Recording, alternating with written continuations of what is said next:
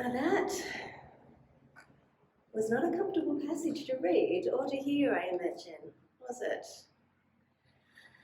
And not just because of the violence of the images of cutting off hands and tearing out eyes.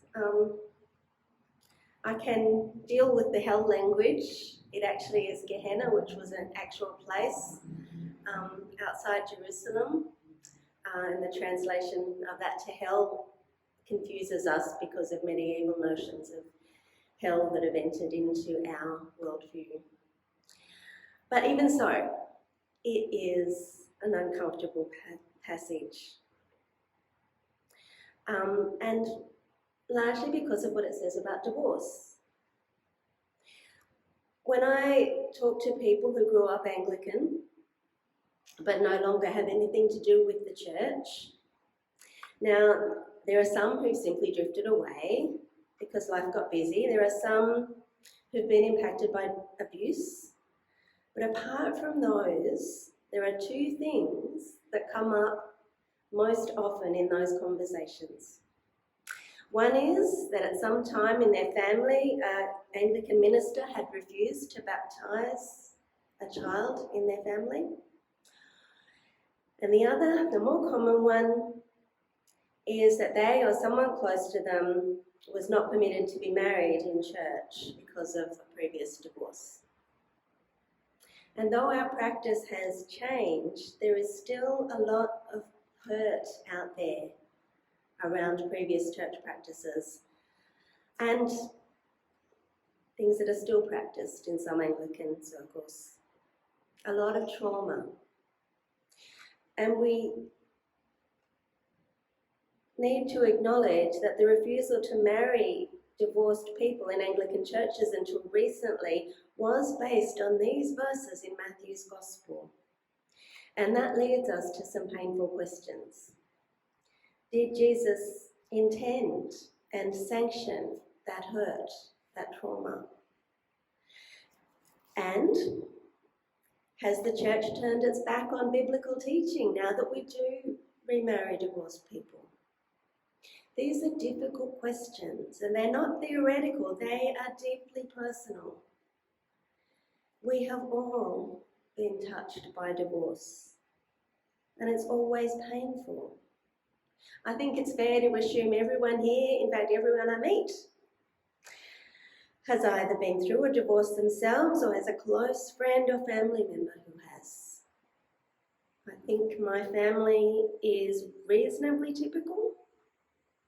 I'm one of 6 siblings, and between us we have experienced 5 divorces. And they were all painful, not just for the couples concerned, but for the whole family. But when I look at my family in particular, it wasn't really the divorces that were painful. What was painful was watching someone I loved and then watching me live through years of tension and maybe abuse before finding the courage and support to leave a marriage. Jesus says, don't think you can make divorce easy just by providing simple legal solutions, just by writing a certificate and sending her away. Divorce is never easy. But this pithy little saying has been read in ways that have made the pain so much worse. For centuries, many Christian countries, including Australia, based divorce laws on this passage, particularly the exclusive focus on unchastity. Often the only way to end a marriage in the past was to find or perhaps manufacture hard evidence of adultery. Abuse and neglect and abandonment were not considered sufficient grounds for divorce, which meant that many people, especially the most vulnerable, women and children without outside support, were trapped in homes where they were abused and had no recourse to the law. We live in better times. Our family law system is not perfect, but we can be grateful that increasing levels of respect for women and children have led to changes in the law that give vulnerable people more options. But then we read passages like this in Matthew's Gospel, and we worry that if we choose to obey Jesus, does that mean we'll have to go back to those more oppressive times? And is that what Jesus wants? Is that what God wants? Just 4 years ago, only 4 years ago, Wayne Grudem, now might not be a name that you know, but in conservative evangelical circles, he is quite the hero, extremely influential. Just 4 years ago, he surprised everybody by announcing that he had changed his mind and decided that abuse could be a valid reason for divorce. Up until then, he had been teaching that Christians must stay in abusive marriages. And there are still plenty of people, plenty of Christian leaders who teach that. But is that really what Jesus was saying when he said, "But I say to you that anyone who divorces his wife except on the grounds of unchastity causes her to commit adultery, and whoever marries a divorced woman commits adultery"? Jesus is saying that if someone wants to leave their marriage for some trivial reason, then having the legal protection of a divorce does not alter the morality of their actions. If, say, someone leaves their marriage to trade up by marrying someone wealthier or younger or prettier or better at some household chore, then no matter how acceptable that might be in the eyes of the law, in God's eyes, it's still adultery. There is no piece of paper that will justify our actions in God's eyes. And my sense is that most Australians would agree with that. Marriage partners are not accessories or appliances that can be changed when they go out of date or out of fashion. They are human beings who must be respected and loved and nurtured. At the time Jesus said these things, women on their own had almost no legal rights. So if a man divorced his wife, she would have very few options. Her father or brother might accept her back and take responsibility for her financially and maybe find another husband for her. But the stigma involved in being rejected by one husband was so great that her family might not be willing to take her back and share her shame. Without the protection of a man, there was a chance that a woman without her own resources would end up in prostitution as her only way to make a living. As Jesus said, anyone who divorces his wife causes her to commit adultery. I believe Jesus meant that quite literally. You divorce your wife, he's saying to the men around them, and you are forcing her, you may be forcing her into prostitution. Any sin involved in that action will be on your head, not hers, because she doesn't have a choice. And as I've said, our culture is more enlightened, isn't it? But then I remember that the fastest growing homeless demographic in Australia is middle-aged women. Thousands of women in our country reach middle age with significantly less superannuation and less work skills than their husbands because of the time they've devoted to raising a family. And then either their husband discards them or they find the courage to flee domestic violence and they find themselves without resources to live on.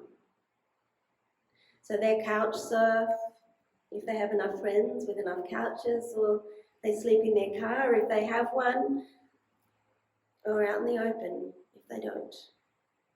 These are ordinary women, just like us, discarded, treated like rubbish.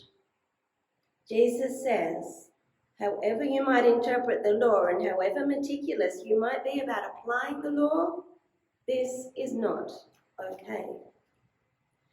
Jesus is saying, don't treat your marriage as just a legal contract.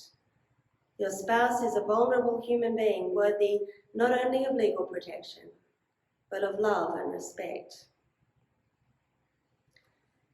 Having said that, we need to recognize that we have all failed to consistently love and respect the people closest to us.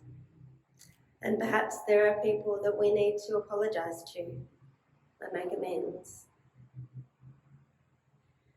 Jesus said back in verse 17 that he had not come to abolish the law but to fulfill it. And then he went on to give examples of what it looks like to fulfill the law. What we've seen in this discussion of divorce is just one example. We can interpret the law Jesus' way, or we can take one of two other approaches. One approach is to examine the law and see what we can get away with. What is the minimum we can do without making God mad at us? Jesus is fiercely challenging this approach. Even if the law says you can just give your wife a certificate of divorce and send her away, that is not pleasing to God. The opposite approach to the law is to be so afraid of breaking it that you build more and more boundaries around it until it becomes this huge burden on yourself and a huge burden that you put on others. Throughout the Gospels, Jesus criticizes the Pharisees for doing just that around things like Sabbath observance. Christian societies have taken this approach with divorce. So afraid of letting anyone break God's marriage laws, church and civil authorities have forced vulnerable people to stay in marriages where they endure abuse and neglect and abandonment. And I might add, preventing committed life partners from publicly celebrating their relationship because they're of the same sex.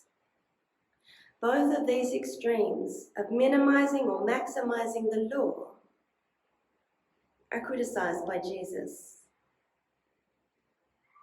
Some people say that Jesus introduced a new interpretive framework for the law in the Sermon on the Mount.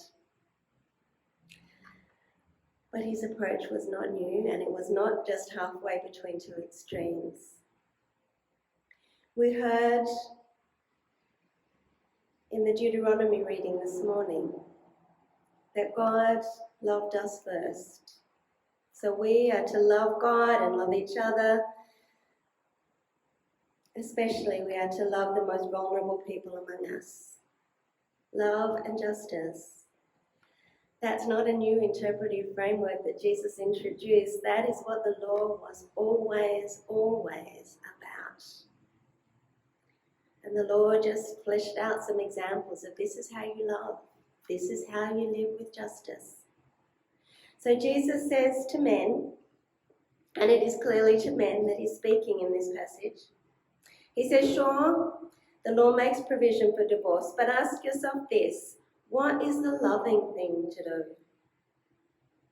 Is it loving to send your wife away, perhaps with no option than to beg or to enter prostitution?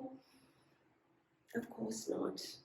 It is not love, nor is it loving to abuse her, nor is it loving to cheat on her, nor is it loving to hold grudges against her.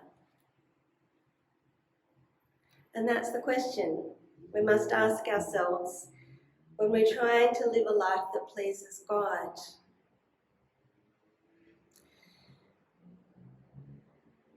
Not what exactly does the law say, but what is the loving thing to do?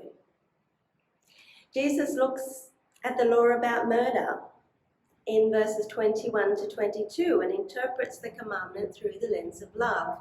If you love someone, you're not going to destroy their life, obviously, but we also won't destroy their reputation through slander. We won't abuse them physically, but we also won't abuse them with our words. Love doesn't do that. And that is what is happening throughout the Sermon on the Mount. The law is interpreted and applied through the lens of love as it was always intended to be. As Jesus said, he was only fulfilling the law. Love will never contradict the law, but it will transform the way we interpret and obey the law. We can be lazy and ask, what can we get away with? We can be fearful and make the law into an unbearable burden for ourselves and others. Or we can take the harder path of choosing to be people who love others as we have been loved. And this is not easy. The Sermon on the Mount is profoundly uncomfortable. But wouldn't you love to live in a world where everyone lives like this? Where everyone is primarily motivated by love in all of our decisions, all of our words, all of our actions? The Sermon on the Mount gives us a vision for what that world would look like. It is inspiring, daunting and tantalizing all at once. This is what we long for when the fullness of God's kingdom is revealed. And Jesus says, well, why wait? Live this now. Let our broken world catch a glimpse of heaven in us. Amen.